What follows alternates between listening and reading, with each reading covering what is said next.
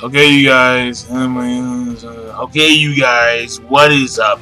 The King of Lighting is here today to do Freezing Vibrations Episode 3 review. Now, the episode is actually very simple. It really is.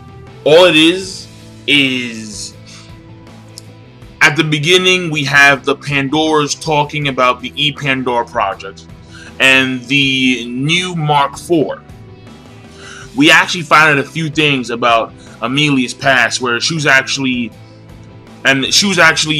experimented on by the Mark III nanomachines, and it wound up being a failure. And as a result, she was a redhead, and now like most of her hair is silver or white, and then she has like a remaining strand of red hair in front of her, like right here on the front, and that was because of the failure of the Mark III. The Mark IV is an enhanced version of the Mark III, but also it has the data from a Pandora, and that Pandora happens to be Satellizer. So the nanomachines are going to use the information based on Satellizer so they can upgrade and enhance the stigma within the E-Pandoras. And the person who volunteers to be the subject of the Mark IV is Jina.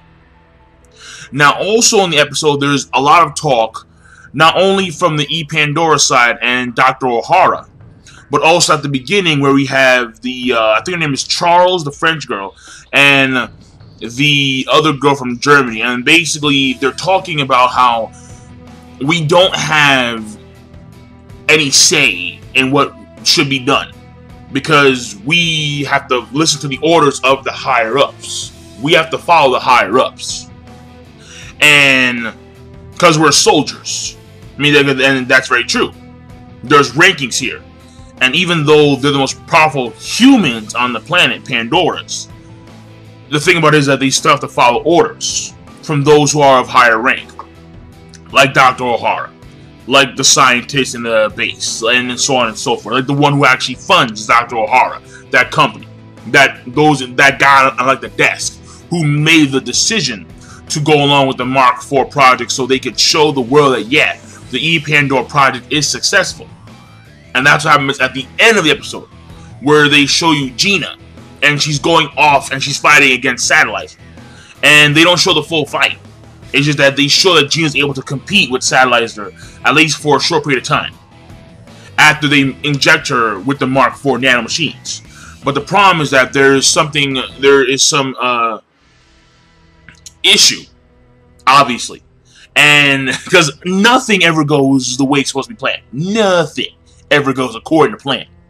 And apparently there is an acceleration growth of her stigma.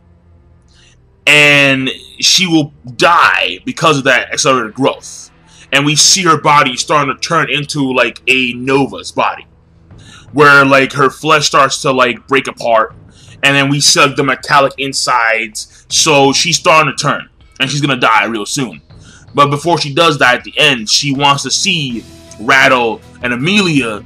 And then all of a sudden the emotions, because in Freezing, there's a lot of scientific knowledge put into the story. And also put into the development of the Pandora and of the stigma and of the limiters. But there's also a very emotional concept too. And what happens is that she really wants to see her friends before she dies, because she knows she's going to die. And all of a sudden, her vitals spike. She gains spikes on her back. And then she actually breaks through on the steel doors. The guy in the desk, he's like, fuck, get the Pandoras, go, suppressor. We can't let the world find out that we actually lied and that this project is not perfect. We made the world seem that it was perfect so we can get the people's backing. But now that we have the situation, we need a suppressor, get the Pandoras in there, and then she basically winds up like running into Amelia and Rattle, and that's the episode right there. So what I can say is this. Alright, so first of all, the basics. The animation, as usual, on point. Of course, titties, big old titties, straight up diving them things.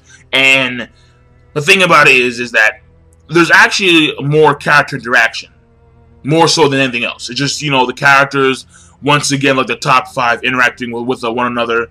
We have, of course, Chiffon, and we have Charles trying to tell Chiffon, like, yeah, you understand what it means to actually serve and be a soldier in full, because we have to follow the higher-ups. But then at the same time, we have I forgot her name, the Godspeed of the East, and we have Roxanne. They're kind of like, well, especially Roxanne.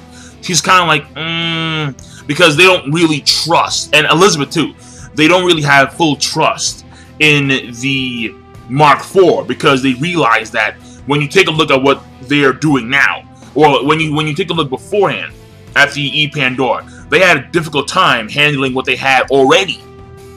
So if you want to increase the Sigma rate, it's possibly deadly for them. And Elizabeth and Roxanne are coming to that conclusion. And the Godspeed somewhat.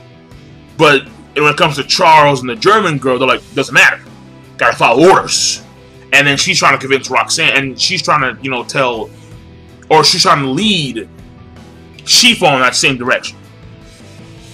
So there's a lot more interaction in the episode, especially, of course, with the usual group, with Rana and with Satellizer, and Kazuya actually hasn't gotten a lot of spotlight over the course of 3 episodes. Well, episode 2, he really got like no spotlight at all, and this one he got like maybe like a few seconds. That's it, and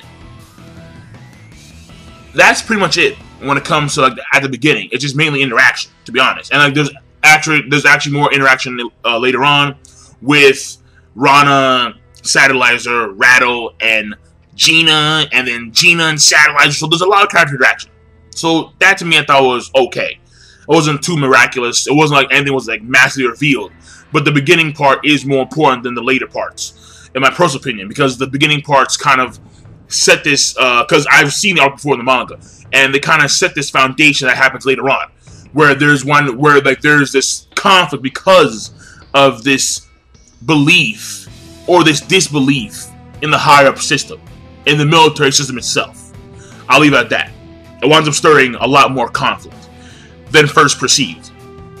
A little bit of a spoiler, but kind of not really. I mean, no, it is a little bit of a spoiler, but we move on. The animation again was on point. The pacing was good.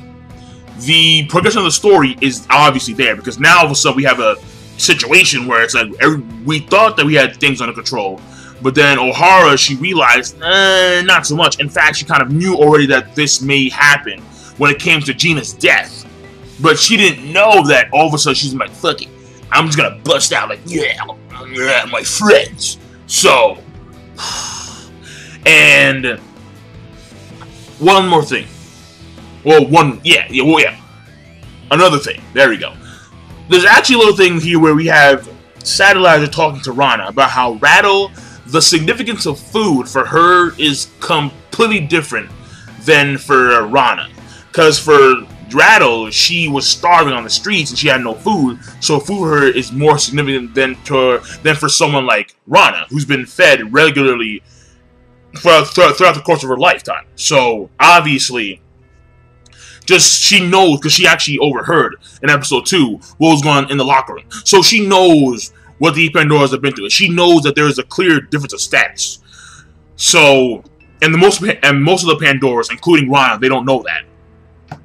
Now, I mean, that's pretty much it, to be honest. I mean, that's it. So, the episode overall, it's okay. It was okay. It wasn't that great at all. But at the same time, they did make progression of story. They did have good animation, as always. Again, titties in the wind, titties in the water. In the water. Because, like, Elizabeth, she was randomly in the pool. It was like, we have Satellizer, we have Lisa, Gina, and they're like, yeah, like, I'm gonna beat you using your powers. And she's like, bring it on, bitch. Bring that shit on. And then all of a sudden, Elizabeth titties up and shit in the water, as always. Like, I was gonna volunteer. I'm like, wait, what? Like, where were you? So, I ain't complaining. Because Elizabeth, with her titties, she's shameless. She's always naked. She's like, bikini. Fuck that. I'm always naked. So I'm like, oh. I can dig that. So, obviously. But I'll leave it at that. So, episode rating overall is just okay. It's an okay episode of Freezing. So, I'm done. King of Lightning. Be sure to, of course, rate, comment, and subscribe as always. Peace! Have a nice day.